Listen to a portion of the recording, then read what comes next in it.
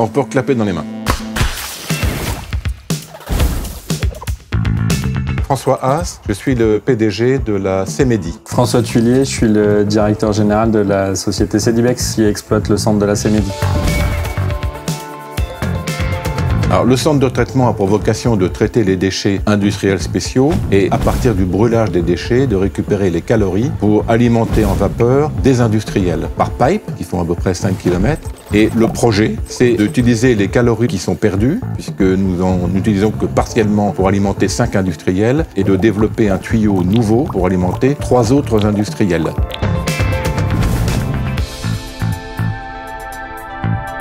L'enjeu du projet, ça a été de réussir à connecter l'usine aux 3 nouveaux industriels en enterrant un réseau de 3,2 km pour pouvoir convoyer la vapeur jusqu'à ces 3 industriels. Ça change beaucoup de choses pour les 3 industriels nouveaux qui vont être alimentés, puisqu'ils vont avoir une vapeur qui va leur coûter beaucoup moins cher que celle qu'ils obtenaient en achetant du gaz ou en brûlant du fioul, et faire économiser des tonnes de CO2 qu'ils ne vont pas rejeter à l'atmosphère. 18 mois, une cinquantaine de personnes impliquées sur le chantier, entre les assistants maîtres d'ouvrage, les pilotes de projet, les différents prestataires qui ont installé le réseau et les différentes phases de terrassement liées à l'enfouissement de ce réseau sur les 3,2 km.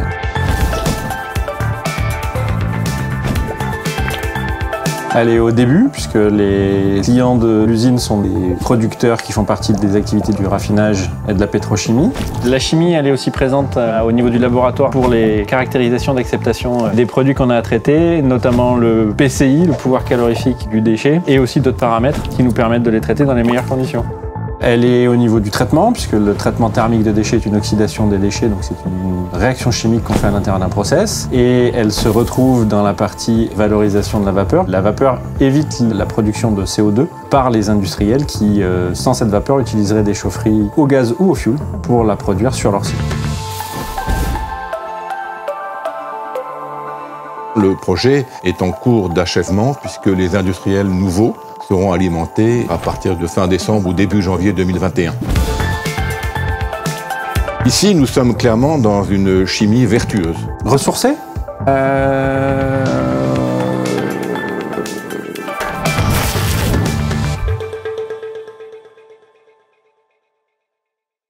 Après, il faut que ça soit un peu fun, je pense. Dans les présentations que j'ai vues, il y a un petit peu de fun attitude.